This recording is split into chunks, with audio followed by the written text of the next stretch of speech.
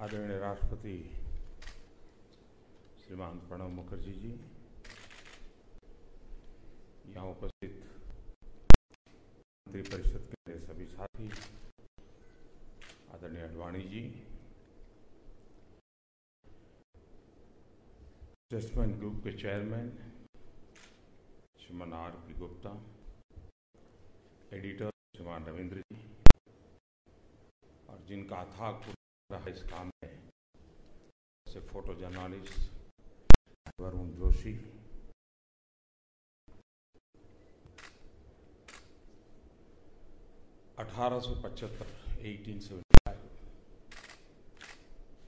करके एक सुदीर्घ यात्रा और स्टेट्समैन के साथ कई पड़ाव आए, कई राहबर आए, कई संकट भी आए, लेकिन स्टेट्समैन ने अपनी जिम्मेदारियां पूरा करने का भरपूर प्रयास किया। कल देर मिस्टर R&R के साथ गप्पे गोष्ठी मारने का मौका मिला था। एक बार श्रीमान ईरानी जी के साथ बहुत विस्तार से बातें करने का अवसर मिला था। वो हमारे बड़े प्रखर आलोचक रहते थे, लेकिन उनके साथ बात करने का बड़ा मजा आता था। काफी कुछ उनके पास रहती थी, व्यंग विनोद भी उनका सहज स्वभाव था, तो वो भी एक मौका मुझे कभी मिलता रहता था। हमारे देश में एक कमी रही है, शायद कारण क्या होगा, और हो सकता है मेरी बात से सब सहमत न भी हो। हम हिस्ट्री कॉन्शियस सोसाइटी के रूप में कभी उभरे नहीं, और इसलिए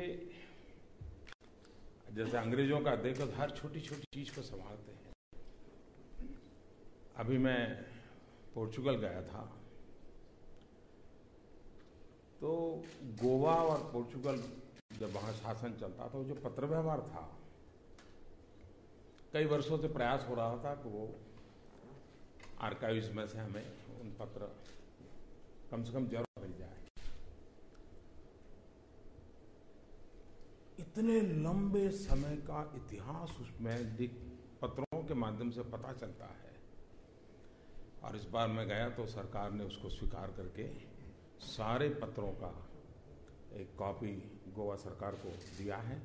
यानी वो पत्रों का संपुट अपने आप में सारे विकास यात्रा घटनाक्रम का एक गवाही के रूप में मिला है। हमारे यहाँ उसको किसी ने संभाला नहीं। आज भी हम देखें तो भारत की कई चीजें अगर हमें स्टडी करनी है तो हमारे स्कॉलर्स को ब्रिटेन में जाकर लाइब्रेरियों को खोजना पड़ता है, निकालना पड़ता है। और क्योंकि मूलतः हम लोगों की प्रकृति नहीं रही। मैं समझता हूं कि ये किसी व्यक्ति भक्ति का विषय नहीं होता है। राष्ट्र के जीवन में इन व्यवस्थाओं का बड़ा महत्व रहता है, और उसको इतिहास की घटना के रूप में लेकर के अगर हम चलते हैं तो पीढ़ी के लिए बहुत बड़ी सेवा करते हैं। अब ये तो एक तस्वीर यात्रा है।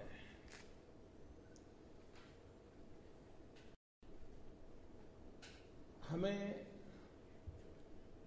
सामान्य मानवी को राष्ट्रपति जी, यानी अगल बगल में सब बड़े बड़े कद्दावर लोग चल रहे हैं, बड़े प्रोटोकॉल हैं, राष्ट्रगान हो रहा है, बड़े विशिष्ट परिस्थिति में खड़े होते हैं, विशिष्ट यही दुनिया देखती है। लेकिन उन व्यवस्थाओं के बीच में एक जिंदा दिल इंसान होता है। वो तब पता चलता है जब किसी फोटो जर्नलिस्ट के कैमरा के में क्लिक होता है, और कल जब हम इसको किताब के रूप में देखेंगे, अच्छा हमारे राष्ट्रपति जी बालक की तरह हंसते हैं। ये अपने आप में छू जाता है जी। विदेश का कितना ही बड़ा मेहमान आए, साइज कितनी ही ऊंची क्यों ना हो, उस तस्वीर से पता चलता है मेरे देश के राष्ट्रपति का आत्मविश्वास कितना जबरदस्त है। अनुभव गर्व होता है। ये सारी चीजें इस सारे ग्रंथ के अंदर समाहित है। यानी कि पद व्यवस्था के अतिरिक्त भी मेरे राष्ट्रपति होते हैं, उनके भीतर भी एक इंसानी जिंदगी की यात्रा होती है। उसको जब कैमरा के रूप में देखते हैं, तस्वीर के रूप में जो प्रकट होती है। अब जब महात्मा गांधी थे उस समय तो इतने न कैमरा थे, इतनी व्यवस्था थी, लेकिन जब दो तस्वीर देखें गांधी की कि एक में झाड़ू हाथ में लेकर के सफाई कर रहे हैं और दूसरी एक तस्वीर में माइक्रोस्कोप में बारीकाई से देखते हैं, तब पता चलता है कि इंसान के व्यक्तित्व का विस्तार कहां से कहां होगा। दो तस्वीरें गांधी को यहां से यहां दो रूप में दिखाने की ताकत रखते हैं। यानी एक प्रकार से जो तस्वीरकार होता है वो जब तस्वीर लेता है तब उस मोमेंट को उस रूप में पकड़ता है जो मोमेंट इतिहास को अमरत्व का बख्शिश देने का सामर्थ्य रखती है। इतिहास को अमरत्व देने का कारण इस ऐसे एक डॉक्यूमेंट में होता है और इन चीजों को उसमें लाने का प्रयास वरुण जोशी ने किया है। स्टेट्समैन की टीम ने इसको बखूबी प्रस्तुत किया है। वरना जिस समय टेक्नोलॉजी के द्वार से एसएमएस की दुनिया शुरू हुई थी तो आपने देखा होगा बहुत बड़ी मात्रा में आर्टिकल छप रहे थे कि ये एसएमएस ऐसी चीज आ रही है कि पत्र लेखन की दुनिया ही समाप्त हो जाएगी। पत्र लेखन अपने आप में मानव संस्कृति की एक अहम विरासत है। अगर वो खत्म हो गई तो भावी पीढ़ी के हाथ कुछ लगेगा नहीं। ये जिनको मालूम होगा 25 साल पहले ये सारे आर्टिकल छपते थे, तब उनको भी पता नहीं था कि टेक्नोलॉजी इतनी बदल जाएगी कि शायद हर एक इंसान अपने आप में क्रिएटिव बन जाएगा, अपने आप में लेखक बन जाएगा और नई नई टेक्नोलॉजी हमारे भीतर की क्रिएटिविटी को जन्म देगी और वो शायद सुरक्षित भी हो जाए। एक जमाना था जब ऑटोग्राफ का महात्मा रहता था, धीरे धीरे फोटोग्राफ की ओर बढ़े और अब ऑटोग्राफ फोटोग्राफ का कॉम्बिनेशन सेल्फी आ गई। देखिए बदलाव कैसे हो रहा है। सेल्फी, फोटोग्राफ, ऑटोग्राफ दोनों का कॉम्बिनेशन है। यानी मूल विचार से बदलाव होते होते कहां से कहां पहुंचता है, इसमें हम अनुभव करते हैं। इस पूरे ग्रंथ को देखेंगे जिसमें मुझे लगता है कि अखबारों के माध्यम से दुनिया ने जो राजनेताओं को पहचाना है, क्षमा करें मुझे यहाँ काफी अखबार वाले हैं, उस अखबार के झरोखे के उस दायरे के बाहर भी राजनीतिक जीवन में जीने वाला कोई इंसान भी होता है। ये रोजमर्रा की आपाधापी में अखबार पकड़ नहीं पाता है, लेकिन कुछ समय के बाद रिसर्च करके जब चीजें आती हैं तब तो लगता है कि वो रोजमर्रा की जिंदगी में देखे गए इंसान के ऊपर भी एक और इंसान बैठा हुआ है और इसलिए उसकी भीतर की सच्चाई को जानने में मैं समझता हूं ये ग्रंथ आदरणीय प्रणव दा को जानने के लिए, उनके निकट जाने के लिए और कभी कभी तो लगता है उनके भीतर जाने का अवसर दे रहा है। और इस महत्वपूर्ण काम के लिए मैं गुप्ता जी और उनकी पूरी टीम को और विशेष करके भाई वरुण जोशी को हृदय से बहुत बहुत बधाई देता हूं। मेरा सौभाग्य रहा है कि आदरणीय राष्ट्रपति जी के साथ मुझे काम करने का अवसर मिला। मैं अपने जीवन में देखता हूं कि मुझे एक अवसर आया आपातकाल में। मैं राजनीति में नहीं था, सामाजिक जीवन से जुड़ा हुआ था, लेकिन आपातकाल में भिन्न भिन्न विचार के लोगों के साथ काम करने का अवसर आया। एक्सट्रीम एक दूसरे के खिलाफ खड़ी हुई विचारधाराओं के बीच काम करने का अवसर हुआ। मेरी आयु बहुत छोटी थी, लेकिन उस जीवन में बहुत कुछ सीखना समझना लोगों से मिला। हमारे यहाँ गुजरात विद्यापीठ के वाइस चांसलर हुआ करते थे धीरूभाई देसाई।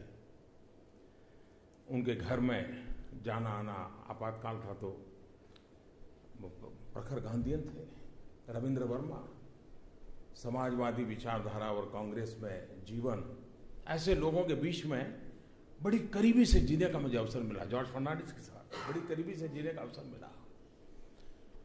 एक मेरे मोल्डिंग में वो एक बहुत बड़ा अवसर था। मुख्यमंत्री बना तो मुझे आज गर्व से मैं स्मरण करता हूं, कांग्रेस के दिग्गज नेता नवल किशोर शर्मा जी के साथ काम करने का सौभाग्य मिला। बहुत कुछ सीखने को मिला और मैं मानता हूं कि मेरे जीवन का एक बहुत बड़ा सद्भाग्य रहा कि मुझे प्रणव दा की उंगली पकड़ करके दिल्ली की जिंदगी में अपने आप को सेट करने में बहुत बड़ी सुविधा मिली। बहुत बड़ा मेरे लिए एक बहुत बड़ा संबल रहा। मैं एक ऐसा इंसान हूं जिसको हमेशा चिंता रहती है काम जल्दी पूरा ना हो। अगर खाली हो जाऊंगा तो शाम को करूंगा क्या। एक बार मैंने किसी अखबार में, हमारे यहाँ से खबरें तो लीक कर ही लेते हैं आप लोग, आपकी बड़ी कुशलता तो रहती है। तो मैं एक दिन अफसरों की मीटिंग लेता रहा था, करीब 8-9 बज गए होंगे। तो मीटिंग 9 बजे करीब समाप्त हो गई। तो मेरे मुंह से निकल गया, अरे इतना जल्दी पूरा हो गया, और रात को 9 बजे भी। तो मैं कहा चलो भाई ठीक है, जाएंगे देखेंगे क्या समय कैसे बिताएंगे, सोचेंगे। ऐसी जिंदगी में एक भी मेरी मुलाकात पिछले 3 साल में राष्ट्रपति जी के साथ ऐसी नहीं रही जिसमें उन्होंने पिता की तरह, और मैं बहुत अंतर्मन से कह रहा हूं,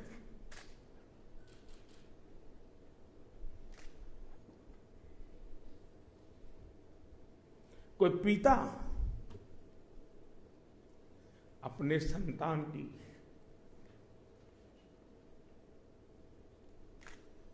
जैसे देखभाल करे। देखो मोदी जी, आधा दिन तो आराम करना ही पड़ेगा। मुझे दा कहते हैं, प्रणव दा कहते हैं, भाई इतना काहे दौड़ रहे हो, कुछ कार्यक्रम कम करो, तुम तबीयत का संभालो। चुनाव के दिन थे उत्तर प्रदेश में, मुझे कहते हैं कि भाई जीत और हार चलती रहती है, लेकिन कोई शरीक करके देखोगे कि नहीं देखोगे। ये राष्ट्रपति के दायित्व का हिस्सा नहीं था, लेकिन उनके भीतर का इंसान, अपने एक साथी की चिंता। और मैं मानता हूं कि ये व्यक्तित्व, ये संबंध, ये रूप राष्ट्र जीवन के लिए एक बहुत बड़ा, हम जैसे लोगों को प्रेरणा देने वाला काम होता है। और वो काम प्रणव दा ने किया है, आदरणीय राष्ट्रपति जी ने किया है। मैं उनका आदरपूर्वक नमन करता हूं। और आज भाई वरुण जोशी को बधाई देते हुए इस अमूल्य विरासत आने वाली पीढ़ी के लिए तैयार करने के लिए बधाई देता हूं। स्टेट्समैन ग्रुप को बधाई देता हूं। बहुत बहुत धन्यवाद।